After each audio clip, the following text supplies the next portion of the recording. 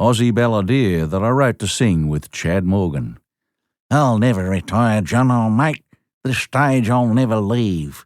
I'll push out another song, old mate, as long as I can breathe. As long as there's a sunrise, I'll always tune me throat. As long as the fish are biting, mate, I'll never leave the boat. That's what it's like to be a country balladeer. It'll never up and leave you lonely. There's nothing new about it, it's like old Uluru. So don't you go change it, mate. I'll thump you if you do.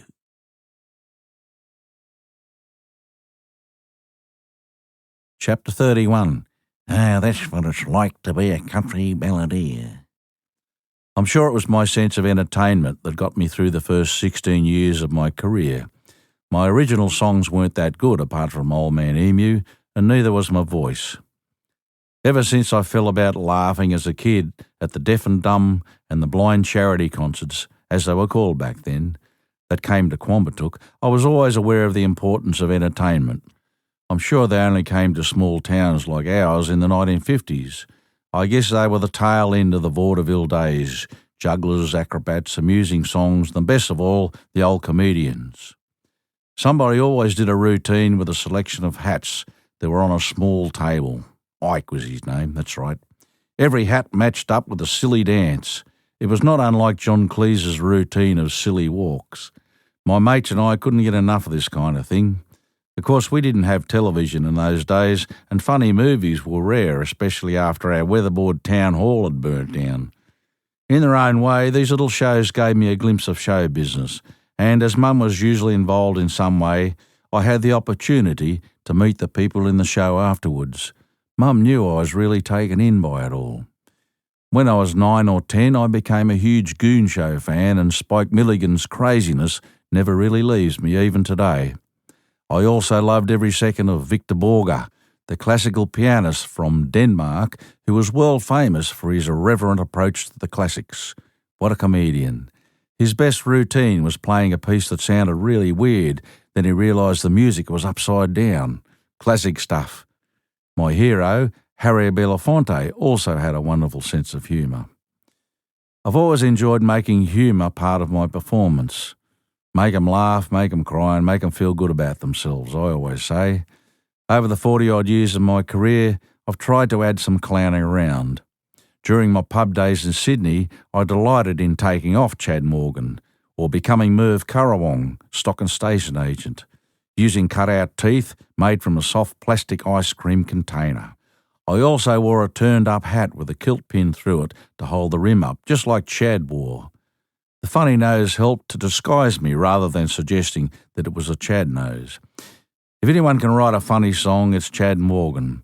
I was really first aware of Chad Morgan in 1965, just after we moved to Cropper Creek. Jim Hansen, Dad's right-hand man, gave me Chad's album, The Sheik of Scrubby Creek. Well, I immediately loved it, not only for the comedy, but also for the unashamed honesty of it. Chad is Chad, take him or leave him. I'm sure if Chad had been taken seriously, he would have written many straight great songs as well. I guess his buck teeth made it hard. But apparently the girls loved him, buck teeth and all.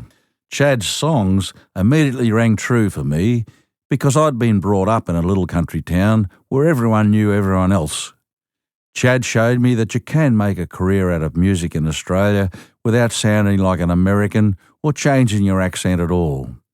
If you know Chad, he really does sound like that. I guess after Old Man Emu, which I wrote 5 years after I first heard Chad's album, I faced the challenge of using my own accent with a serious song for a change, such as Cootamundra Wattle. Everyone has a story about Chad, especially from his drinking days. I worked with him in the 80s in Lismore at a country music festival. He had his own caravan as usual backstage. I have a photo of him standing in the doorway of the caravan, Chad wearing his trademark country and western white shirt and string tie, but he had straight teeth. He's saying to me, "You see, John, no one recognises me when I haven't got my back teeth in." I laughed. That was funny because Chad has a very distinctive voice and is recognisable with or without his buck teeth. I hope I'm not telling a secret, but after he lost his original trademark teeth in a road accident, He had 2 sets of false teeth made, one straight, one protruding. On one Tamworth Festival Awards night, I joined Chad and sang The Chic of Scrubby Creek with him, both of us with false buck teeth. I've always got on well with Chad, as he knows I respect his extraordinary talent. It's not easy to write a good funny song, and he's written heaps. On top of that, though, I found out in the 70s no one wanted to listen to Aussie songs with a natural accent unless it was humorous. Our inferiority complex was rife back then. I wrote a song for Chad called Stoned This Afternoon. Another one we recorded together is a country balladeer, which is on my Chandelier of Stars album. We recorded that in a hidden studio on the Gold Coast in Queensland. Funny thing, Chad was quite tense until we put a cameraman in the studio with him. That gave him an audience.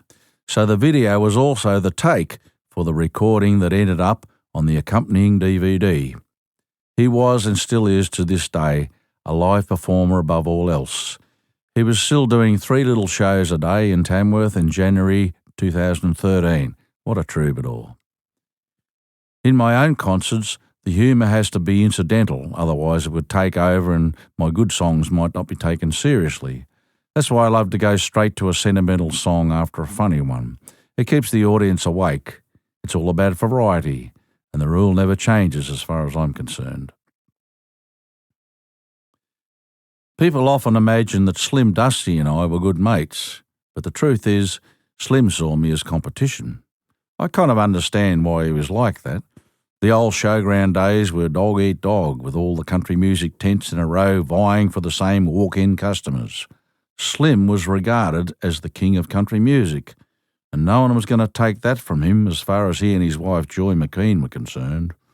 I've never had any trouble with that. In fact, when Mallee Boy was outselling Slim's albums by about 4 times, I happily agreed with him being top billing at any concert we shared the stage.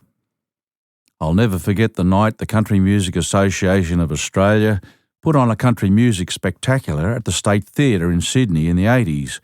I agreed to finish the first half. Slim ended the show. My crew went about setting up our well-organised merchandise table in a good spot in the foyer. Carol Stannard, who was in charge of my shop, told me that Joy and her sister burst their way into the foyer and pushed our table aside as if it was Slim's right and privilege to be there. It underlines the competitive nature of the old showground performers. Carol was stunned. Mary Kay and I invited Slim and Joy to dinner at her home in Epping in the 1980s, but that didn't make me any closer to him. He was actually quite shy. Slim showed me by example that you can make a living singing real Aussie stories, but I have to thank Buddy Williams and Stan Coster as well. The latter wrote 77 songs for Slim, including By a Fire of Yidgey Coal and 3 Rivers Hotel. I continued to pay respect to Slim's status and agreed to record one of the few songs he wrote, I Must Have Good Tobaccy When I Smoke, for his tribute album, Not So Dusty. I'd already recorded this live on a very early album of my own, The Smell of Gum Leaves. There were times over the years when I felt Slim did appreciate what I was doing. He came up to me at one of Lawsey's mongrel dinners and told me that he really liked my version of his Good Tobaccy song. That was the closest he came to giving me encouragement. Maybe he thought I didn't need it. Do I give up-and-coming artists encouragement? If he or she is on the right track in progressing our own country music culture, you betcha. Initially, I thought Slim would welcome my success, as there were and still are many American clones out there. When a small group of us decided to form the Country Music Association of Australia, we approached Slim to be chairman, as it was important to have his name attached to it.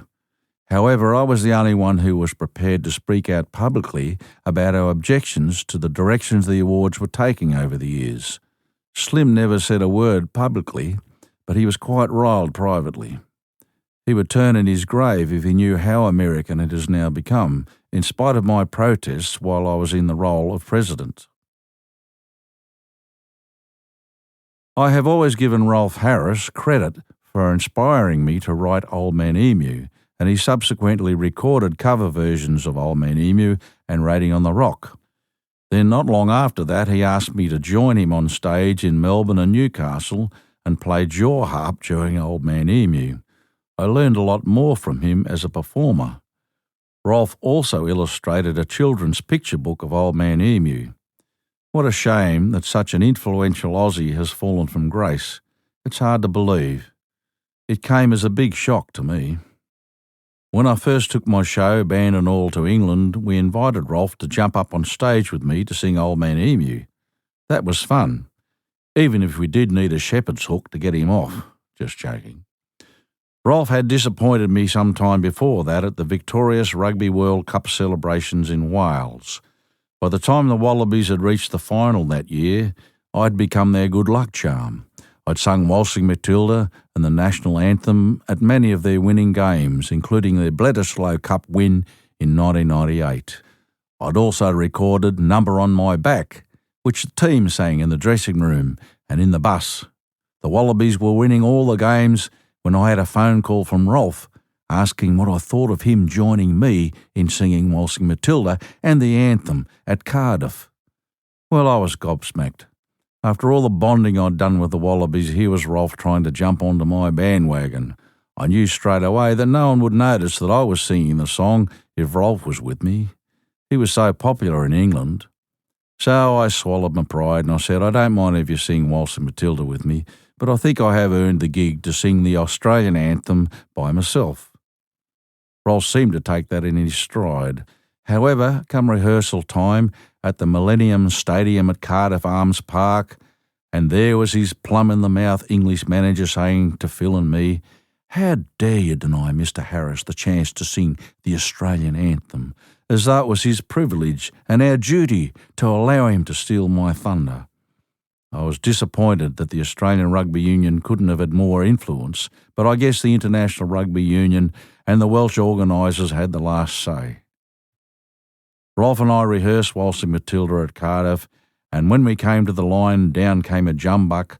Rolf let out a corny, bleating sound of sheep. I said, "Whoa, Rolf, Aussies have a lot more respect for our song these days." He thanked me for the advice. Maybe in hindsight, I should have let him do it.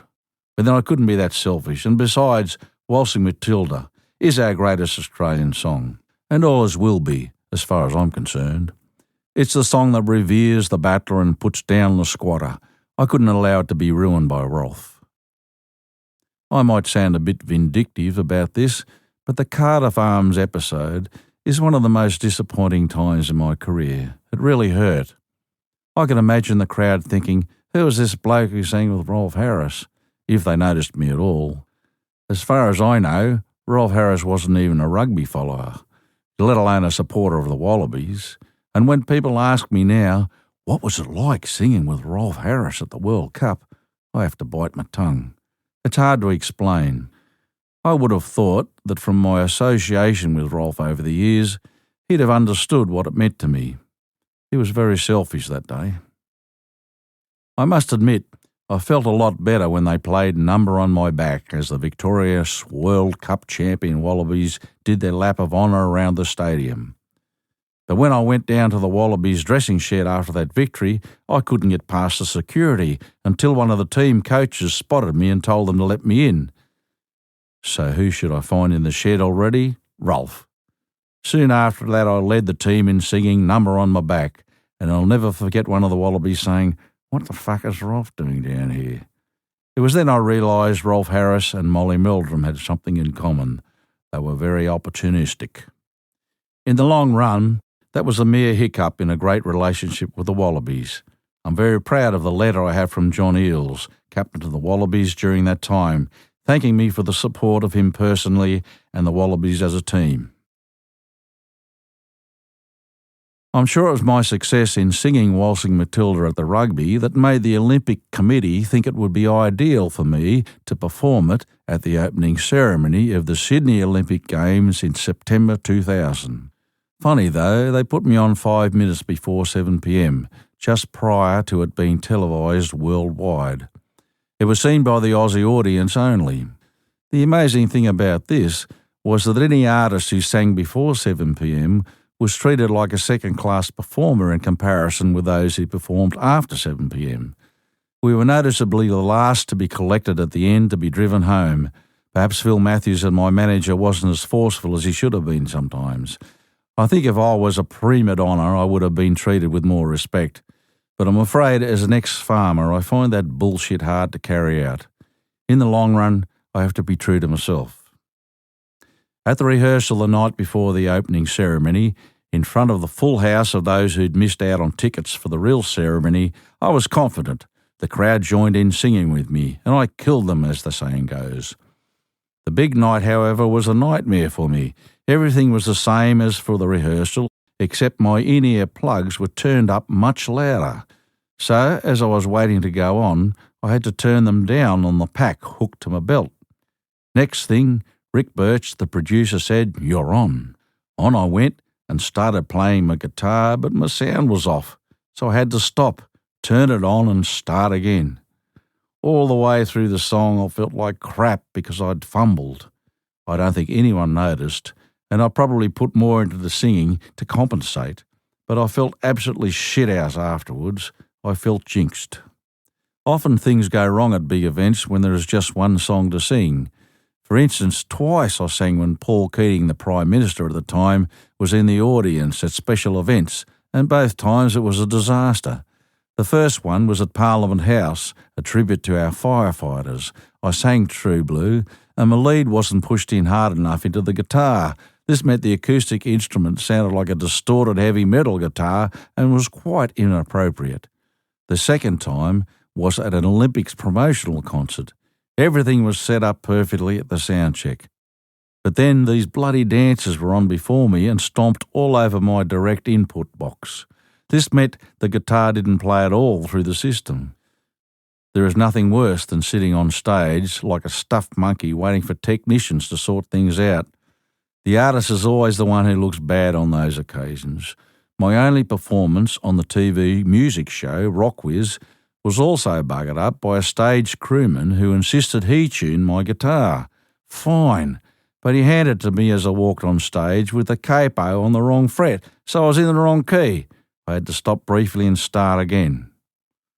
All these things may not seem a big deal, but the nerves are bad enough on these occasions, and technical stuff-ups can throw your concentration out the window. On Rock Whiz, I skipped a whole verse, which threw the band out for several bars. I blew my best chance to expose one of my favourite songs, Prairie Hotel Parashilna, to a national audience. Even my performance of Raining on the Rock at the Arias in the year I was inducted into the Hall of Fame was messed up. The technician, once again, didn't have my guitar plugged in. I sat there with my guitarist Cole Watson, watching this technician run around the stage, half suggesting that it was my guitar. I let him know over the microphone that it was his fault, not mine. The audience was amused at my coolness, but once again I was dying inside thinking, why does this always happen to me?